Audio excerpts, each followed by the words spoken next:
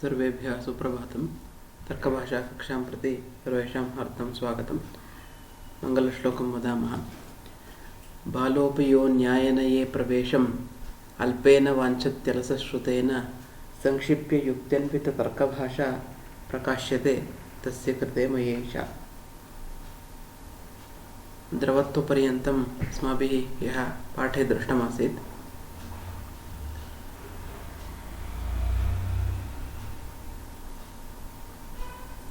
तदनन्तरं स्नेहः इति विषये अत्र व्याख्यानं क्रियते। अत्र तर्कसङ्ग्रहे स्नेहः इत्यस्य लक्षणम् एवं दर्शितमस्ति। चूर्णादिपिण्डीभावहेतुः इति। अत्र एषः स्नेहस्य अन्यविधं लक्षणं वदति। स्नेहः चिक्कणता, जलमात्रवृत्तिः, कारणगुणपूर्वको गुरुत्वादिवत्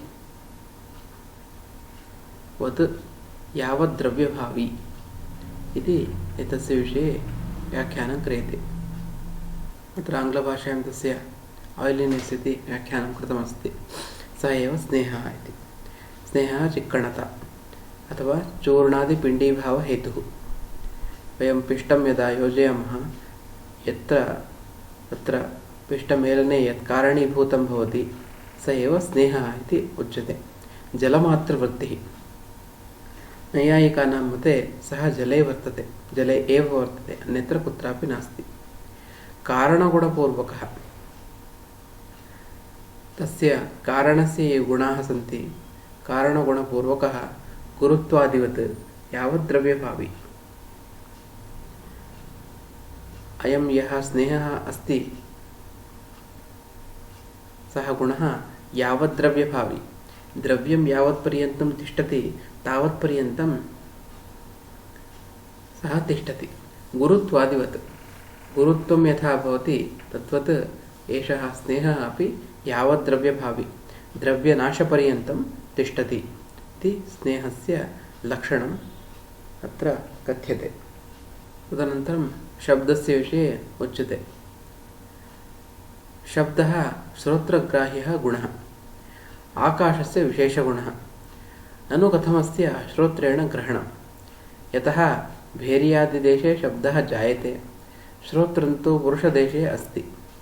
सत्यं, भेर्यादिदेशे जातः शब्दः वीचीतरङ्गन्यायेन कदम्बमुकुलन्यायेन वा सन्निहितं शब्दान्तरम् आरभते।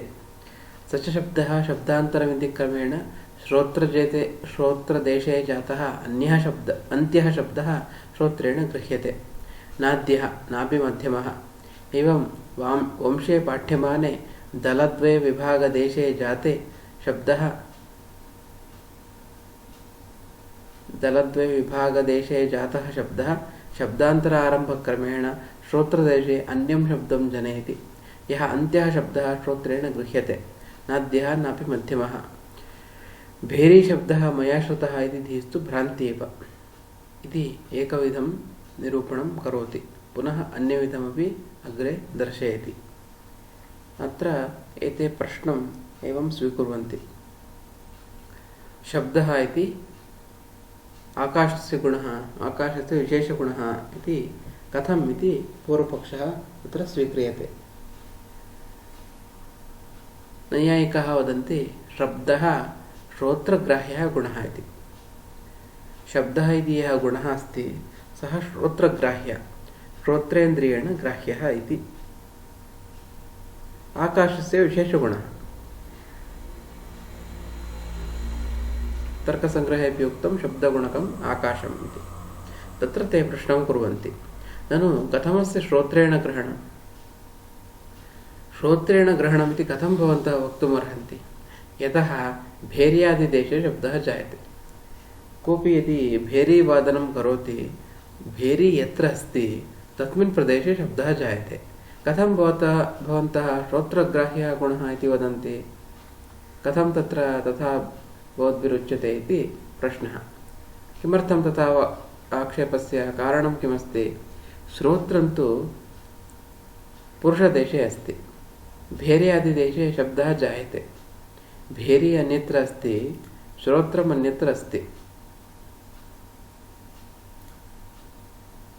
अतः कथं तत्र कार्यकारणभावः वक्तुं शक्यते? तदा तत्र समाधीयते सत्यं भेर्यादिदेशे जातः शब्दः वीचीतरङ्गन्यायेन। वीचीतरङ्गन्यायः अत्र स्वीक्रियते। यथा समुद्रे तरङ्गाः भवन्ति, यथा एकः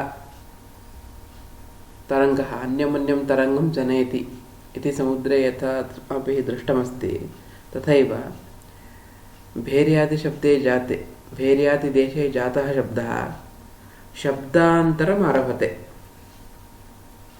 एकः शब्दः अन्यं शब्दं प्रति कारणं, सः शब्दः अन्यं शब्दं प्रति कारणं, स च शब्दः शब्दान्तरमिति क्रमेण श्रोत्रदेशे जातः अन्त्यः शब्दः श्रोत्रेण गृह्यते इति। एकः शब्दः अन्यं कारणम् इति क्रमेण श्रोत्रेन्द्रियसमीपे जातः अन्त्यः शब्दः श्रोत्रदेशे जातः अन्त्यः शब्दः श्रोत्रेण गृह्यते। न आद्यः आरम्भे विद्यमानः शब्दः नापि मध्यमः एवम् अपि न। तथैव अन्यत् उदाहरणं ददाति। एवं वंशे पाठ्यमाने वंशशब्दः यः भवति वेणुशब्दः, तस्य अपि यदा पाठ्यमाने दलद्वय विभागदेशे जातः शब्दः, सः यः प्रथमशब्दः अस्ति, शब्दान्तर आरम्भक्रमेण सः शब्दः अन्यं शब्दं जनयति इत्येवं क्रमेण श्रोत्रदेशे अन्त्यं शब्दं जनयति। यः अन्त्यः शब्दः श्रोत्रेण गृह्यते, न आद्यः नापि मध्यमः। तर्हि अस्माकं प्रतीतिरस्ति खलु भेरीशब्दः मया श्रुतः इति। भेरीशब्दः मया श्रुतः इति धिस्तु भ्रान्त्या एव इति सः कथयति। तदनन्तरम् अन्येन क्रमेण पुनः शब्दस्य साधनं क्रियते। भेरीशब्दोत्पत्तौ भेर्याकाशसंयोगः असमवायिकारणम्। भेरीशब्दः उत्पन्नः, भेरीशब्दस्य उत्पत्तिः जाता, तत्र असमवायिकारणं किम् इति चेत् भेरी आकाशसंयोगः असमवायिकारणम्। भेरीताडनं कृतं, भेरीदण्डसंयोगः जातः, तद् निमित्तकारणम्। एवं वंशपाठनात् चटचटशब्दोत्पत्तौ वंशदलाकाशविभागः असमवायिकारणम्। अत्र वंशदण्डः यः अस्ति, नाम वेणुः यस्मात् क्रियते सः वंशवृक्षः यः अस्ति, तस्य पाठनात्, तस्य विभागात्, विधारणात् चटचटशब्दोत्पत्तौ, चटचट इति शब्दः उत्पद्यते। तत्र किं भवति इत्युक्ते वंशदलस्य आकाशविभागः असमवायिकारणम्। वंशदलस्य विभागः भवति, नाम वंशदलस्य आकाशस्य विभागः भवति, सः असमवायिकारणम्। दलद्वयविभागः निमित्तकारणम् इति। इत्थम् आद्यशब्दः संयोगजः विभागजो वा।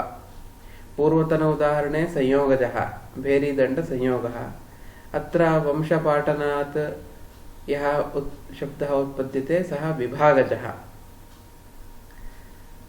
अन्त्यमध्यमशब्दास्तु शब्द असमवायिकारणकाः अनुकूलवातनिमित्तकाः। यथा उक्तं वैशेषिकसूत्रेऽपि उक्तमस्ति, द्वितीयाध्याये 31तमं सूत्रं, संयोगात् विभागात् शब्दात् शब्दनिष्पत्तिः इति।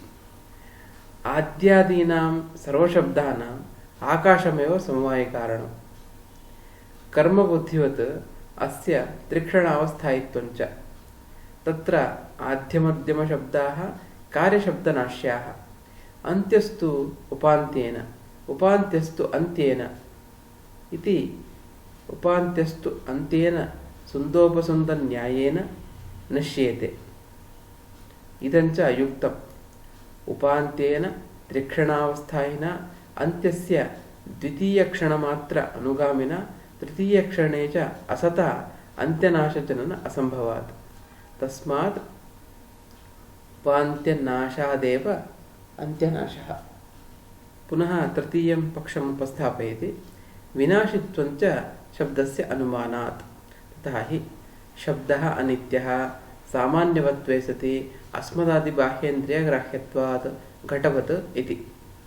शब्दस्य अनित्यत्वं साध्यम्, अनित्यत्वं च विनाशावच्छिन्न स्वरूपवत्वं, न तु विनाशावच्छिन्न सत्तायोगित्वं। प्रागभावे सत्ताहीने अनित्यत्वाभाव प्रसंगात्। सामान्यवत्वे सति अस्मदादिबाह्येन्द्रियग्राह्यत्वं हेतुः। इन्द्रियग्राह्यत्वाद् इत्युच्यमाने आत्मन् व्यभिचारः स्यात्, अत उक्तं बाह्येति। एवमपि योगिबाह्येन्द्रियेण ग्राह्ये परमाण्वादौ व्यभिचारः स्यात्, अतः योगिनिरासार्थमुक्तम् अस्मदादि इति। किं पुनर्योगिसद्भावे प्रमाणम् उच्यते? परमाणवः कस्यचित् प्रत्यक्षाः प्रमेयत्वात् घटवत् इति।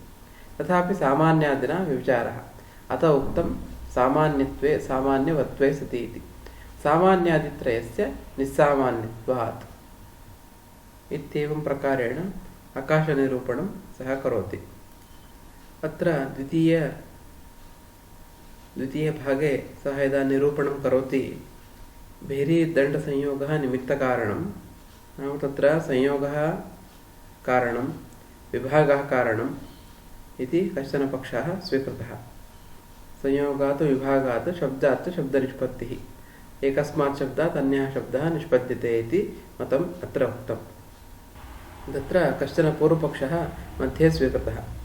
तत्र आद्यमध्यमशब्दाः कार्यशब्दनाश्याः इति किञ्चन मतं स्वीकृतम्। प्रथमशब्दः उत्पद्यते, ततः द्वितीयशब्दः, ततः तृतीयशब्दः इति यत् मतम् उक्तं, तत्र मध्ये कश्चित् वदति तत्र आद्यमध्यमशब्दाः कार्यशब्दनाश्याः। कार्यशब्दः यः अस्ति, यः अन्त्यशब्द अग्रिमशब्दः, तेन पूर्वपूर्वशब्दाः नाश्यन्ते इति कश्चन तत्र पूर्वपक्षं करोति। अन्त्यस्तु उपान्त्येन, उपान्त्यस्तु अन्त्येन इति एवं क्रमेण विपरीतक्रमेण नश्यति इति पूर्वपक्षं कश्चन करोति। तत्र सः वदति इदञ्च अयुक्तम्, एतादृशं मतम् अयुक्तम्। उपान्त्येन त्रिक्षणावस्थायिना अन्त्यस्य द्विक्षणमात्र अनुगामिना तृतीयक्षणे च असता अन्त्यनाशजनन असम्भवात्। तस्मात् उपान्त्यनाशादेव अन्त्यनाशः इति। तत्र अग्रिमेण पूर्वपूर्वस्य नाशः इति अयुक्तम्। न्यायमते ज्ञानं द्विक्षणावस्था एव। अतः सः वदति उपान्त्येन, यः अन्तिमात् पूर्वमस्ति, उपान्त्येन त्रिक्षणावस्थायिना अन्त्यस्य द्वितीयक्षणमात्र अनुगामिना तृतीयक्षणे च असता अन्त्यनाशजनन असम्भवात्। अतः अग्रिमः यः अस्ति अग्रिमेण पूर्वस्य नाशः इत्यादि वक्तुं न शक्यते।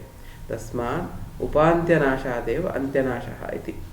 पूर्वतनं यदा नश्यति तदनन्तरमेव अग्रिमं नश्यति इत्येव अस्माभिः पूर्वं यथा पठितं तथैव स्वीकर्तव्यम्। एकः शब्दः अन्यं शब्दं जनयति, तदा पूर्वतनः नश्यति, ततः अग्रिमः शब्दः इति।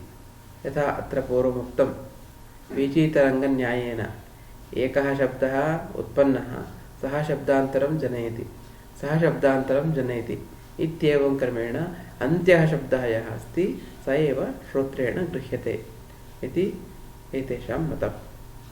तत्र विनाशित्वम् उक्तं शब्दस्य विनाशित्वं कथमुच्यते, कथं साध्यते शब्दस्य विनाशित्वं? तत्र अनुमानं क्रियते। तथा हि शब्दः अनित्यः सामान्यवत्वे सति अस्मदादिबाह्येन्द्रियग्राह्यत्वात् घटवत् इति। शब्दस्य विनाशित्वं कथं साध्यते? अनुमानेन साध्यते। शब्दः अनित्यः इति अस्माभिः अनुभूयते। कथं तत्र अनुमानं कथमस्ति? सामान्यवत्वे सति अस्मदादिबाह्येन्द्रियग्राह्यत्वात् घटवत् इति। सामान्यवत्वे सति जातिरस्ति, शब्दत्वं नाम जातिः शब्दे अस्ति। अस्मदादि बाह्येन्द्रियग्राह्यत्वात् अस्मदादि अस्माकं यद् बाह्येन्द्रियमस्ति श्रोत्रेन्द्रियं तस्मात् ग्राह्यमस्ति तद् घटवत् इति। घटः यथा अस्माभिः प्रत्यक्षेण गृह्यते चक्षुरिन्द्रियेण तद्वत् श्रोत्रेन्द्रियेण नाम बाह्येन्द्रियेण ग्राह्यः अस्ति सः शब्दः। अतः सः शब्दः अनित्यः। शब्दस्य अनित्यत्वं साध्यं। शब्दः अनित्यः इति अस्माभिः साधनीयम्। अनित्यत्वं च विनाशावच्छिन्नस्वरूपवत्वम्। अनित्यत्वम् इत्यस्य किं लक्षणम् इति चेत् तत्र वदति विनाशावच्छिन्नस्वरूपवत्वं। यस्य विनाशः अस्ति तदवच्छिन्नं यत् स्वरूपमस्ति तदेव अनित्यत्वम् इति वदामः। नाम यद् नश्यति तदेव अनित्यम् इति उच्यते। न तु विनाशावच्छिन्न सत्तायोगित्वं। विनाशावच्छिन्न सत्तायोगित्वम् इति लक्षणं वक्तुं न शक्यते। यतः प्रागभावे सत्ताहीने अनित्यत्वाभावप्रसङ्गात्। तस्य अनित्यत्वस्य यः प्रागभावः अस्ति प्रागभावे अत्र ते पूर्वपक्षिणः अन्यत् लक्षणम् उक्तवन्तः। अनित्यत्वम् अस्माभिः किम् उक्तं विनाशावच्छिन्नस्वरूपवत्वं। विनाशस्वरूपं यस्य अस्ति तदेव अनित्यत्वम् इति स्वीकुर्मः। तत्र पूर्वपक्षिणः वदन्ति विनाशावच्छिन्न रूपवत्वम् इति मास्तु विनाशावच्छिन्न सत्तायोगित्वम् इति स्वीकुर्मः। नाम विनाशावच्छिन्ना या सत्ता तादृशं सत्तायोगित्वम् अनित्यत्वम् इति वदामः इति चेत् तत्र सिद्धान्ती वदति विनाशावच्छिन्न सत्तायोगित्वम् इति लक्षणं स्वीकर्तुं न शक्यते। यतः यत्र प्रागभावः भवति तत्र सत्ता न भवति। तत्र सत्ता न भवति चेत् तत्र अनित्यत्वाभावप्रसङ्गः। अनित्यत्वं तत्र नास्ति इति वक्तव्यं स्यात्। प्रागभावः कस्यापि वस्तुनः यत्र प्रागभावः भवति नाम वस्तु यदा न भवति सा अवस्था प्रागभावः। तस्याम् अवस्थायां तत्र किं भवितव्यं वस्तुनः अनित्यत्वं भवेत्। यदि किमपि वस्तु नित्यमिति चेत् तस्य प्रागभावः एव न भवति, सर्वदा भवति वस्तु इदानीम् अनित्यमस्ति। तादृशस्य वस्तुनः प्रागभावः वक्तव्यः। तस्याम् अवस्थायां तस्य वस्तुनः सत्ता नास्ति इत्यतः अनित्यत्वमेव वक्तुं न शक्येत। अतः विनाशावच्छिन्न सत्तायोगित्वम् इति लक्षणं वक्तुं न शक्यते, अपि तु विनाशावच्छिन्न स्वरूपवत्वम् इति लक्षणं वक्तव्यम्। अत्र हेतुः कः उक्तः? अस्मिन् अनुमाने शब्दः अनित्यः सामान्यवत्वे सति अस्मदादिबाह्येन्द्रियग्राह्यत्वात् इति। सामान्यवत्वे सति अस्मदादिबाह्येन्द्रियग्राह्यत्वं हेतुः। केवलम् इति इन्द्रियग्राह्यत्वम् इति यदि केवलं वदामः आत्मनि व्यभिचारः स्यात्। आत्मनि दोषः भवितुमर्हति। केवलम् इन्द्रियग्राह्यत्वम् इति यदि वदामः ज्ञानम् आत्मनि उत्पद्यते। ज्ञानमपि तत्र गृह्येत। इन्द्रियग्राह्यत्वात् इत्युच्यमाने आत्मनि व्यभिचारः स्यात्। आत्मापि इन्द्रियग्राह्यः एव। अतः आत्मापि स्वीकर्तुं शक्येत, अनित्यत्वमपि तस्य वक्तुं शक्येत। अतः आत्मनि व्यभिचारवारणाय किमुक्तम् अत्र लक्षणे बाह्येन्द्रियग्राह्यत्वात् इत्युक्तम्। बाह्येन्द्रियाणि यानि सन्ति तेन आत्मा न गृह्यते। अतः आत्मनः दोषः निवारितः। इन्द्रियग्राह्यत्वात् इत्युच्यमाने आत्मनि व्यभिचारः स्यात्। अतः उक्तं बाह्य इति। बाह्येन्द्रियग्राह्यत्वात् इत्यनेन। मनः तु अन्तरिन्द्रियं, बाह्येन्द्रियं न। अतः बाह्येन्द्रियग्राह्यत्वात् इति कथनात् आत्मनि दोषः निवारितः। एवमपि योगिबाह्येन्द्रिये ग्राह्ये परमाण्वादौ व्यभिचारः स्यात्। भवद्भिरुक्तं बाह्येन्द्रियग्राह्यम् इति, किन्तु ये योगिनः सन्ति तैः परमाणवः गृह्यन्ते इति नैयायिकाः स्वीकुर्वन्ति। योगिबाह्येन्द्रियेण ग्राह्ये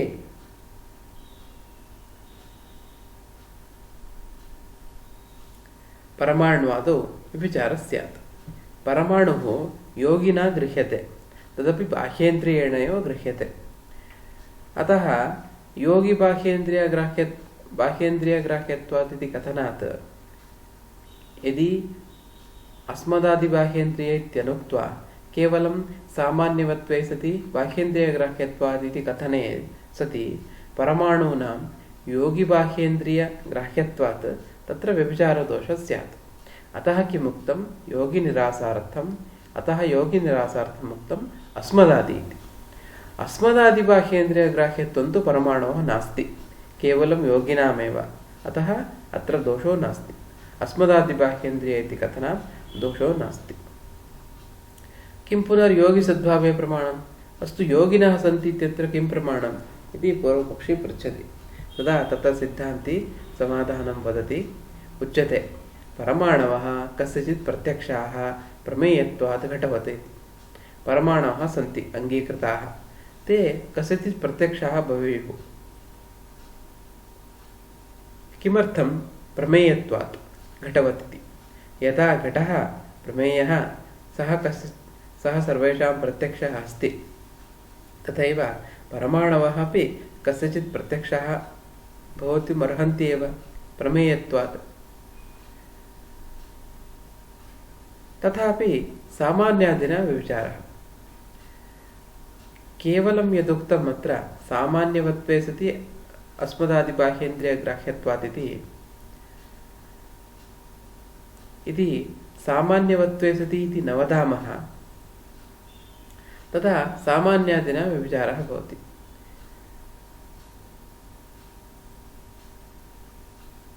अस्मदादिबाह्येन्द्रियग्राह्यत्वात् इति केवलं यदि उच्यते, या जातिः नैयायिकैः स्वीक्रियते सा जातिः इन्द्रियग्राह्या एव। अतः जातेरपि ग्रहणं भवति। तत्र दोषः निवारणीयः। अतः उक्तं सामान्यवत्वे सति। नैयायिकानाम् एतदपि मतमस्ति, सामान्यादित्रयस्य निस्सामान्यत्वात्। सामान्यविशेषसमवाय इति एतानि त्रीणि सन्ति, तेषु पुनः जातिः नाङ्गीक्रियते सामान्यादित्रयस्य निस्सामान्यत्वात्। अतः अत्र लक्षणकथने किम् उक्तं? सामान्यवत्वे सति।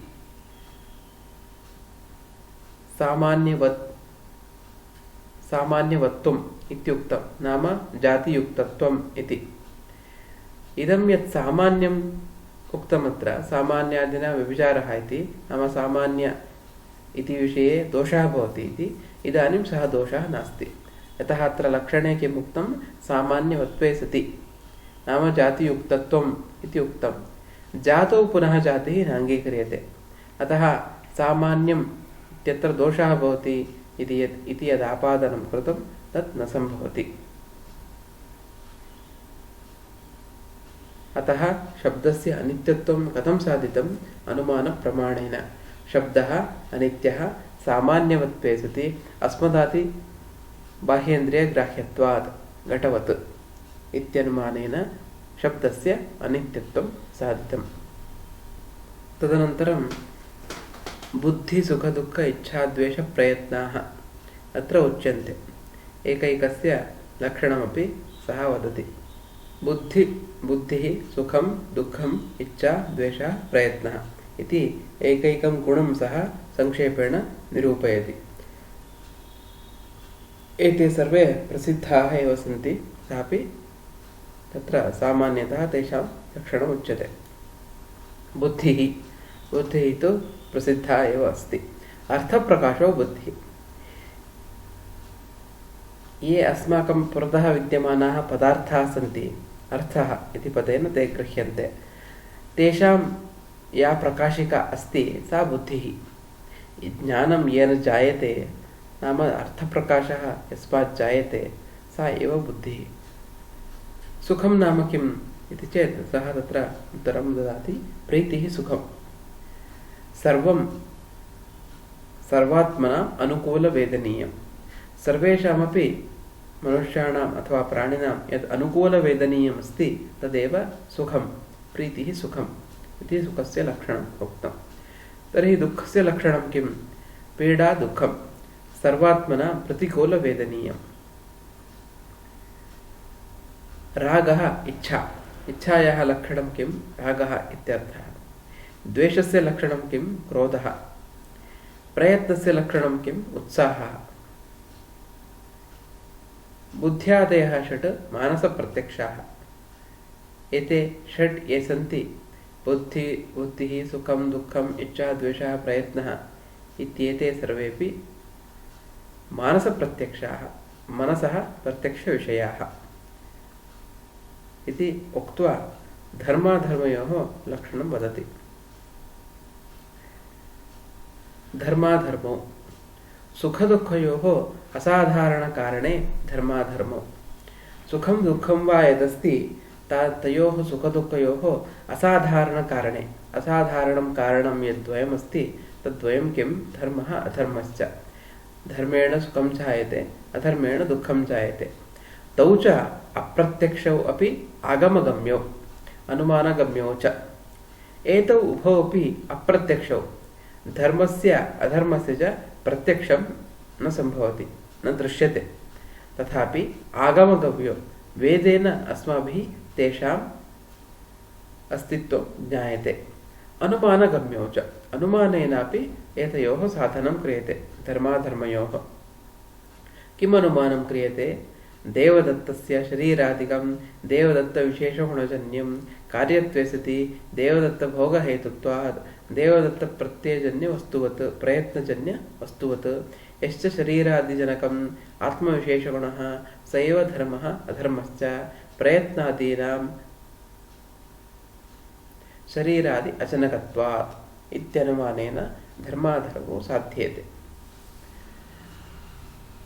देवदत्तस्य शरीरमस्ति, देवदत्तस्य शरीरादिकम् अस्ति। शरीरादिकं देवदत्तविशेषगुणजन्यं, देवदत्तस्य ये विशेषगुणाः तेन जन्याः। कथम् उच्यते इत्युक्ते कार्यत्वे सति देवदत्तभोगहेतुत्वात्। देवदत्तस्य यः भोगः, सुखदुःखभोगः यः अस्ति तस्य कारणं किमपि स्यादेव।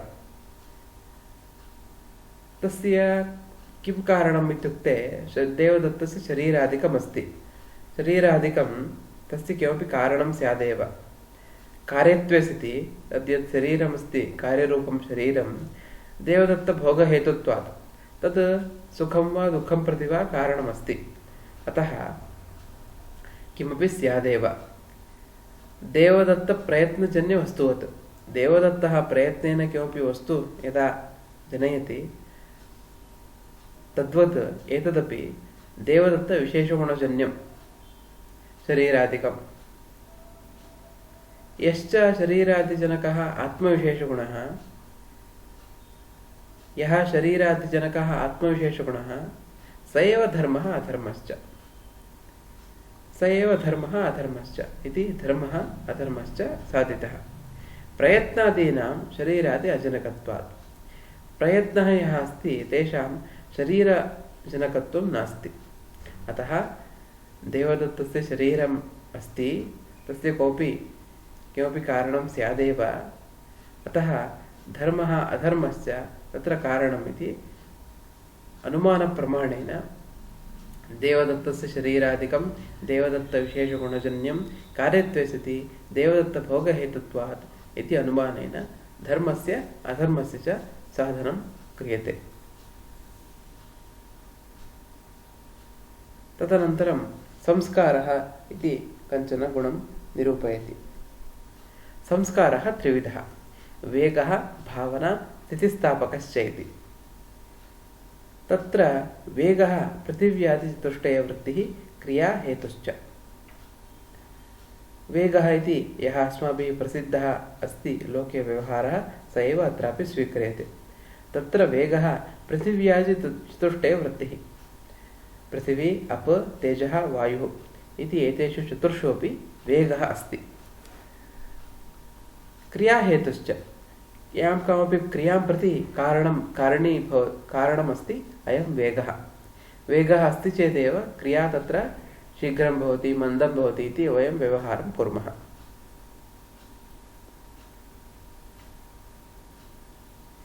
तदनन्तरं सः कथयति भावना इति। नाम अत्र संस्कारस्य त्रैविध्यं सः वदति। संस्कारः इति यः गुणः अस्ति सः त्रिविधः।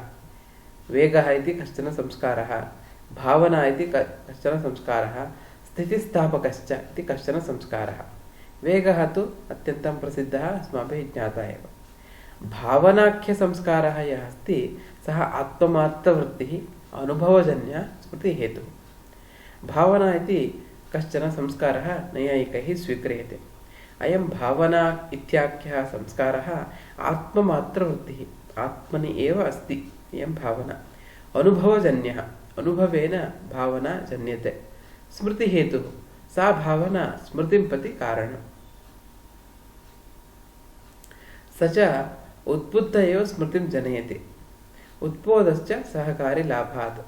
सहकारिणश्च संस्कारस्य सदृशदर्शनादयः। यथा उक्तं सदृश अदृष्टचिन्ताद्याः स्मृतिबीजस्य बोधकाः इति।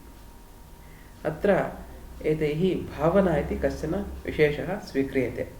भावनाख्यसंस्कारः आत्ममात्रवृत्तिः, अनुभवजन्यः स्मृतिहेतुः। भावना इति कश्चन संस्कारः अस्ति, संस्कारस्य एकः विधः, भावना इति तस्य नाम। भावनाख्यसंस्कारः स च संस्कारः आत्ममात्रवृत्तिः, आत्मन्येव अस्ति। अनुभवजन्यः, अनुभवेन तज्जायते, स्मृतिहेतुः। तर्हि सा भावना सर्वदा एव भवति वा सा इति प्रश्ने सति सः वदति स च उद्बुद्ध एव स्मृतिं जनयति। यदि उद्बुद्धः अस्ति सः एव स्मृतिं जनयति। उद्बोधश्च सहकारिलाभात्। तर्हि उद्बोधः कथं जनयति, स्मृतिः कथं जायते तत्र इति प्रश्ने सति तत्र उत्तरं सः वदति। उद्बोधश्च सहकारिलाभात्। किमपि वस्तु अस्माभिः दृश्यते चेत् एतद् वस्तु पूर्वं कदाचित् दृष्टम् इति यथा अस्माकं स्मरणं भवति, तथैव अत्र उद्बोधश्च सहकारिलाभात्। सहकारिणश्च, सहकारी कथं ज्ञायते तत्र, सहकारिणश्च संस्कारस्य सदृशदर्शनादयः। एकं वस्तु दृष्ट्वा तत् सदृशम् अन्यत् वस्तु यदा वयं स्मरामः तदा एव तत्र स्मृतिः भवति, स्मरणं भवति। यथा उक्तं प्रसिद्धं वाक्यमपि अस्ति, सदृश अदृष्टचिन्ताद्याः स्मृतिबीजस्य बोधकाः इति। स्मृतिः यदि भवितव्या, स्मरणं यदि भवितव्यं, तत्र किं कारणं भवति, सदृशम् अस्माभिः द्रष्टव्यं भवति। अतः एव अत्र उक्तं सहकारिणश्च, संस्कारस्य सहकारी कः, सदृशदर्शनादि। सदृशं यदि अन्यत् वस्तु यदा वयं पश्यामः तेन तत्र उद्बोधः भवति। उद्बुद्ध एव स्मृतिं जनयति। तादृशः उद्बुद्धः पदार्थः एव स्मृतिं प्रति जनयति। अतः भावना इति कश्चन संस्कारः अत्र नैयायिकैः स्वीकृतः। अपरः संस्कारः उक्तः तृतीयः, स्थितिस्थापकः। स्थितिस्थापकः इति प्रसिद्धम् इति उदाहरणं स्वीकरणीयम्। आङ्ग्लभाषायां रब्बर् इति यद् वस्तु अस्ति, यदा तद् आकृष्य वयं त्यजामः, पूर्वतना या स्थितिः भवति सा एव स्थितिः पुनरपि तस्य भवति। एतदेव नैयायिकैः स्थितिस्थापकः इत्युच्यते। सः स्थितिस्थापकः स्पर्शवद् विशेषवृत्तिः। अत्र एतैः उदाहरणं दर्शितम्। अन्यथाभूतस्य स्वाश्रयस्य धनुरादेः पुनस्तथैव स्थापकः। यदा धनुः प्रयुज्यते, धनु आकर्षणं कृत्वा यदा त्यजामः, अन्यथाभूतस्य स्वाश्रयस्य धनुरादेः, धनु आकर्षणानन्तरम् अन्यथाभूतः यः स्वाश्रयः तस्य पुनः तथैव स्थापकः। तस्य गुणस्य किं नाम स्थितिस्थापकः। सः स्थितिस्थापकः यः संस्कारः अस्ति, स्पर्शवत् विशेषवृत्तिः। सः स्पर्शयुक्तवस्तुषु विशेषवृत्तिः। अतः संस्कारः त्रिविधः उक्तः, वेगः, भावना, स्थितिस्थापकः इति। इत्येवं बुद्ध्यादयः धर्मान्ताः, भावना च आत्मविशेषगुणाः। एते एते ये सन्ति बुद्ध्यादयः धर्म अन्ताः धर्माधर्मपर्यन्ताः भावना च एते भावनापर्यन्ताः आत्मविशेषगुणाः इति एते आत्मनः विशेषगुणाः इत्येवं गुणाः उक्ताः। गुणनिरूपणम् एतावता कृतम् अत्र तर्कभाषाग्रन्थे। तदनन्तरं कर्मणः निरूपणं करोति। द्रव्यगुणकर्म इति क्रमेण निरूपणं प्रचलति। अत्र गुणाः निरूपिताः। तदनन्तरं कर्म निरूपयति। इदानीं कर्म उच्यते। कर्म इत्यस्य किं लक्षणं? कर्म नाम क्रिया इत्यर्थः। इदानीं कर्म उच्यते। चलनात्मकं कर्म, यत् चलनात्मकमस्ति तदेव कर्म इति उच्यते। गुण इव द्रव्यमात्रवृत्ति। यथा गुणाः केवलं द्रव्ये भवन्ति तथा कर्माणि अपि द्रव्यमात्रवृत्ति। गुण इव द्रव्यमात्रवृत्ति, एतत् कर्म। अविभुपरिमाणेन मूर्तत्व अपरनाम्ना सह एकार्थसमवेतम्। इदं यत् कर्म अस्ति अविभुपरिमाणेन मूर्तत्व अपरनाम्ना सह एकार्थसमवेतम्। पूर्वसंयोगनाशे सति उत्तरसंयोगहेतुश्च इति वदति। कर्मणः कर्म कुत्र भवति इत्युक्ते मूर्तपदार्थेषु कर्म भवति। मूर्तपदार्थाः के? पृथिवी, अप्, तेजः, वायुः, मनः इति एते मूर्तपदार्थाः। तेषाम् अन्यद् नाम अस्ति अविभु इति। ते विभुपदार्थाः न। पृथिवी, अप्, तेजो, वायु, मनांसि ते मूर्ताः इति उच्यन्ते।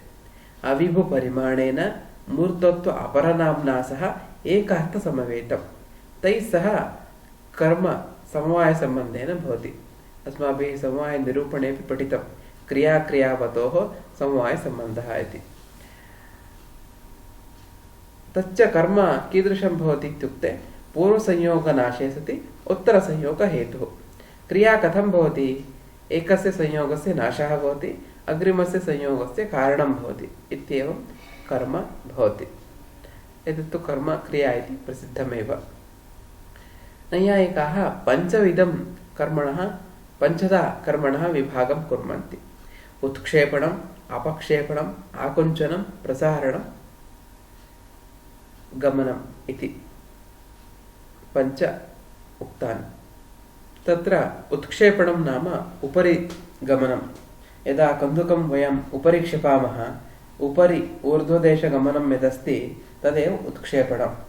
तथैव अपक्षेपणम्, अधोदेशगमनम्, आकुञ्चनं, प्रसारणं। प्रसारणम् इत्यस्य प्रसिद्धं वयम् अर्थं जानीमः। प्रसारणस्य विरुद्धक्रिया एव आकुञ्चनम्। एकत्र सङ्कोचः तदेव आकुञ्चनं। प्रसारणं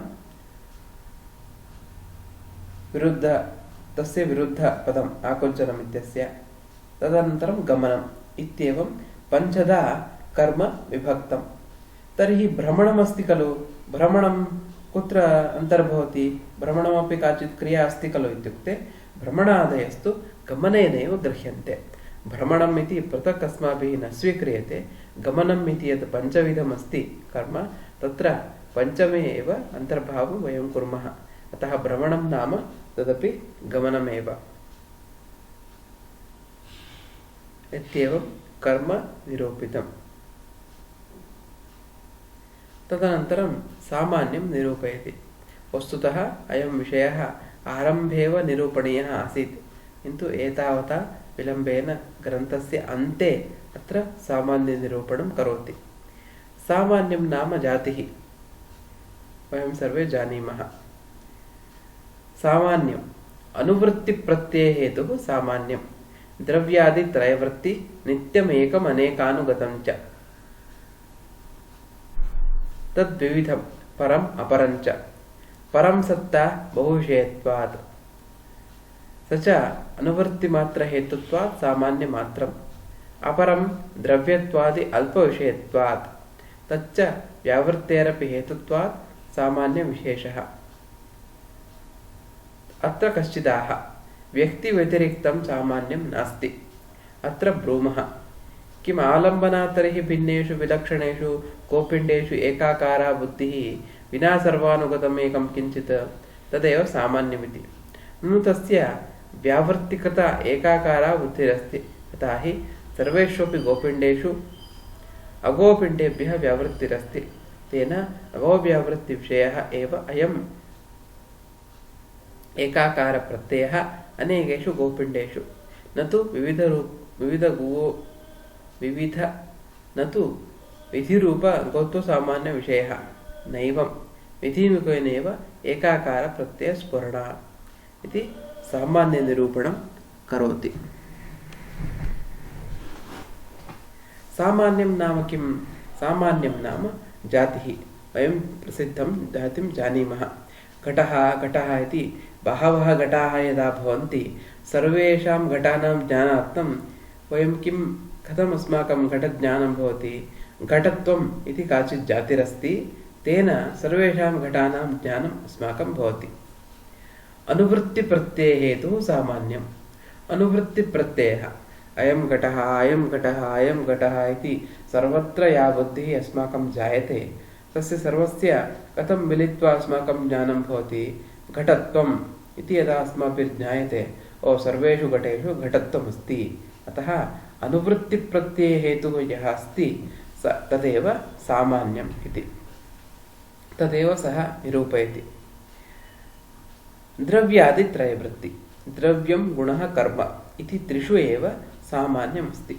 किं सामान्यस्य लक्षणम् इत्युक्ते सः वदति नित्यम् एकम् अनेकानुगतं च। नित्यं सामान्यं नित्यं तस्य नाशः नास्ति। अनेकानुगतम् अनेकेषु पदार्थेषु वर्तते। अनुगतम् अयं गौः अयं गौः अयं गौः इति अनुगतज्ञानम् अस्माकं भवति। तदा वयं चिन्तयामः एतेषु सर्वेषु गोषु गोत्वम् इति अस्ति। गोत्वम् इति यदस्ति एषा गोत्वजातिः। तदेव सामान्यम् इति कथ्यते। नित्यं तच्च नित्यम् एकं तच्च एकम्। घटाः बहवः सन्ति किन्तु घटत्वम् एकमेव। अनेक अनुगतम् अनेकेषु घटेषु विद्यमानम्। तादृशं यत् सामान्यमस्ति नैयायिकाः वदन्ति द्विविधम् अस्ति परम् अपरञ्च। नैयायिकाः सामान्यस्य नाम जातेः विभागं कुर्वन्ति। परजातिः अपरजातिः इति विभागः क्रियते। परजातिः का इत्युक्ते सत्ताजातिः। ते एवं स्वीकुर्वन्ति नैयायिकाः सत्ता इति काचित् जातिरस्ति सामान्यमस्ति। कुत्र अस्ति सा सत्ता? द्रव्ये गुणे कर्मणि च इति त्रिषु एव सत्ता इति जातिरस्ति। बहुविषयत्वात् बहुविषया नाम समग्रं जातिः कुत्र अस्ति इति प्रश्ने सति सत्ताजातिः इति ते स्वीकुर्वन्ति। सत्ताजातिः कुत्र अस्ति इत्युक्ते द्रव्ये गुणे कर्मणि अस्ति इति त्रिषु सत्ताजातिः स्वीक्रियते।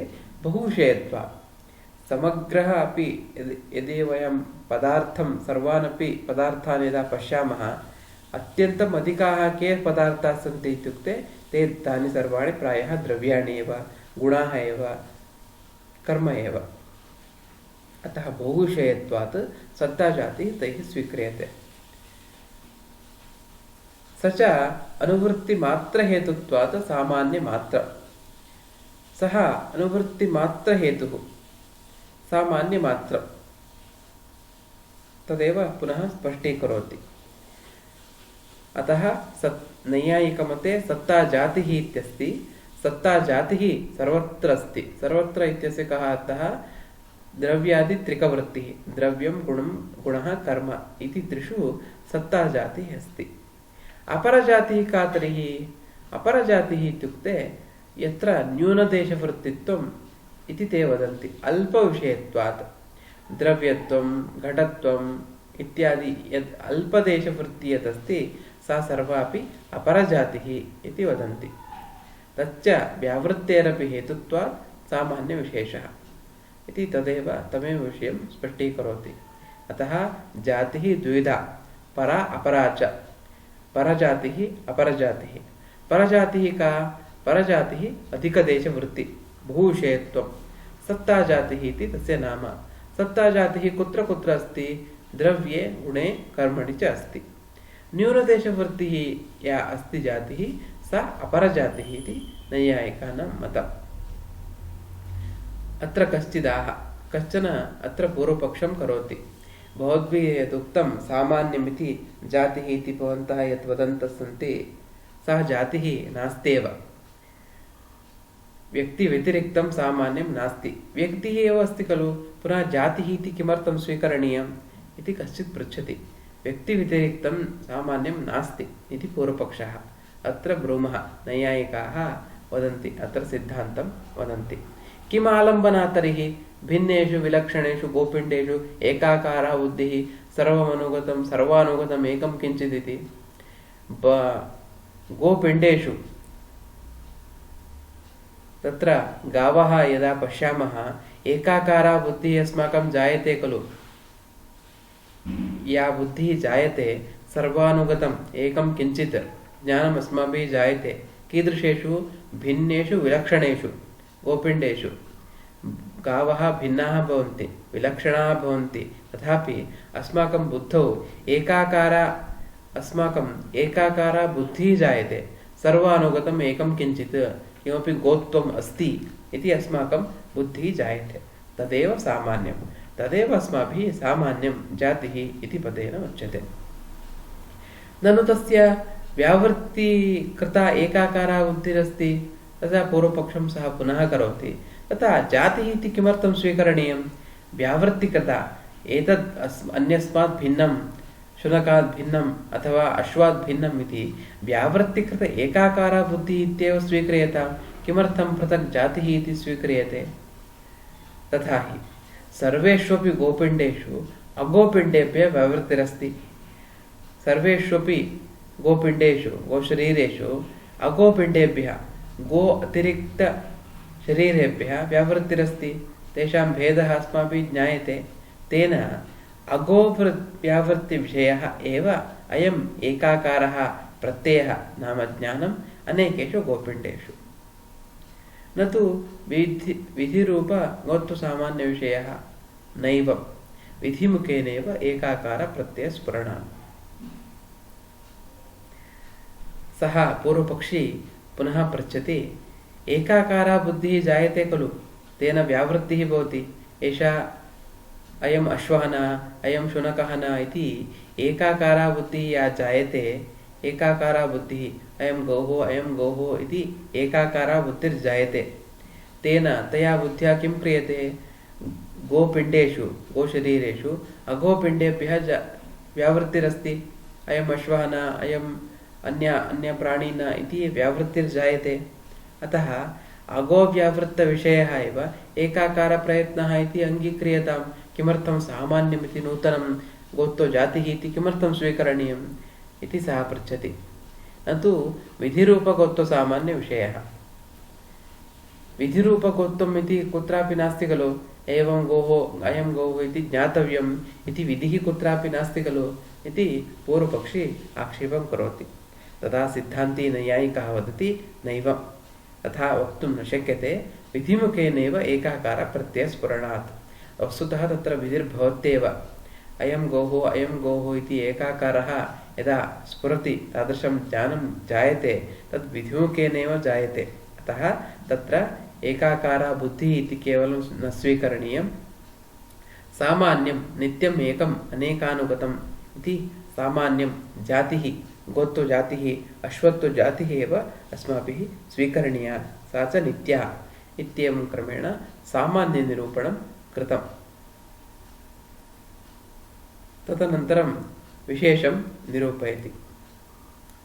अग्रिमकक्षायां विशेषनिरूपणं पश्यामः। मङ्गलश्लोकेन समापयामः। बालोऽपि यो न्यायलये प्रवेशम् अल्पेन वाञ्छत्यलसश्रुतेन संक्षिप्य युक्त्यन्विततर्कभाषा प्रकाश्यते तस्य कृते मयेष। सर्वेभ्यः धन्यवादः। शुभदिनम्।